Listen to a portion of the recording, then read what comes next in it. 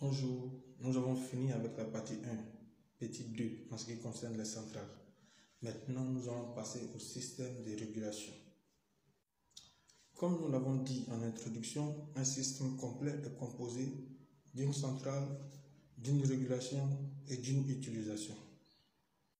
Dans cette partie, nous allons parler de la régulation. Qu'est-ce qu'une régulation? En quoi consiste-t-elle? Et comment fonctionne-t-elle? Qu'est-ce qu'une régulation?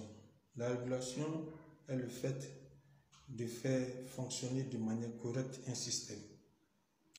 Dans notre cas, au niveau des gaz et fluides médicaux, nous travaillons avec des pressions.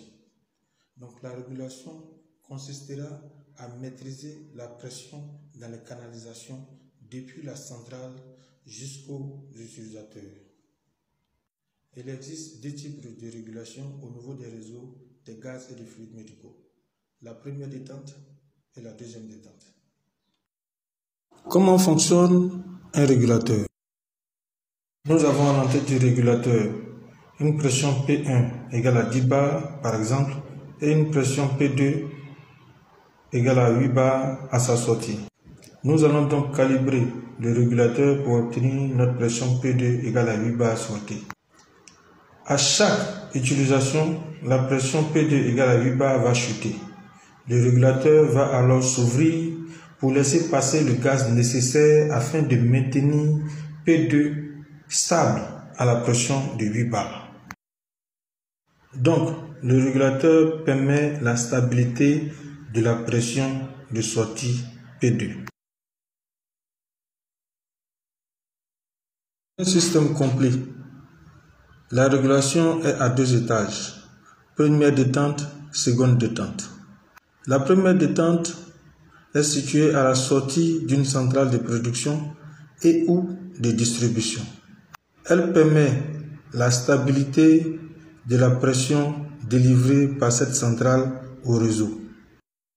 Cette première pression stable est envoyée à l'entrée du régulateur de seconde détente qui, en fonction des services, va stabiliser la pression d'utilisateur. Donc, le régulateur de seconde détente est positionné à l'entrée des bâtiments ou à l'entrée de certains services. Par exemple, pour une centrale bouteille d'oxygène, nous avons 150 bars à l'entrée de la centrale, pression de bouteille, 10 bars à la sortie de la première détente et 4,5 bars à la sortie de la seconde détente pour l'utilisation.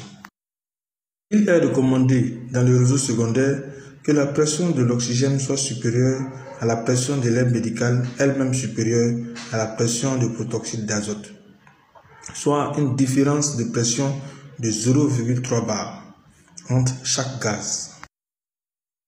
Nous aurons donc 4,8 bars pour l'oxygène, 4,5 bars pour l'air médical 400, 4,2 bars pour le protoxyde d'azote.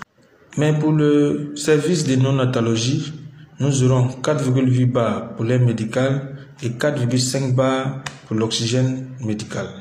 Il faut noter que, de manière générale, la première détente est incorporée à la centrale. Donc vous n'entendrez presque jamais parler d'elle, mais en pratique, vous l'utiliserez pour réguler la pression desservie par la centrale.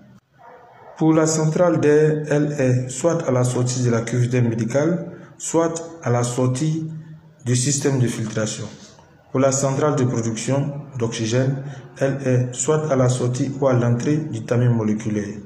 Et pour la centrale de distribution bouteille, elle est incorporée après l'inverseur automatique. Une photo d'un régulateur de seconde détente. Continuez à nous suivre, à liker nos vidéos et à les partager sur tous vos réseaux.